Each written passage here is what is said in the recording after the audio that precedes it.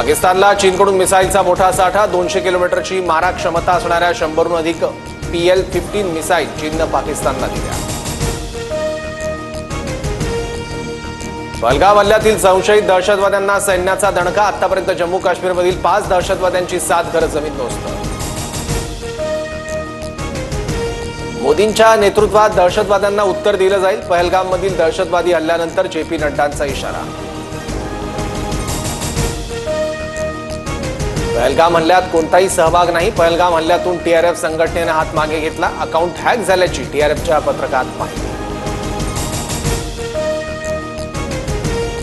191 पाकिस्तानी नागरिकांनी भारत सोडल्याची माहिती, तर पाकिस्तानला गेलेले 287 भारतीय नागरिकही मायदेशात परतले.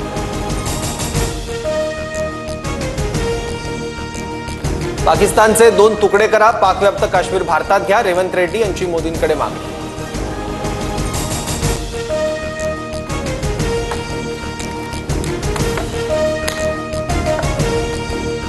पहलगाम हल्ल्यानंतर जम्मू काश्मीरमध्ये भारतीय सेना ऍक्शन मोडवर, कुलगाममध्ये बंदुका आणि काडतूस जप्त, 2 संशयित अटकेत.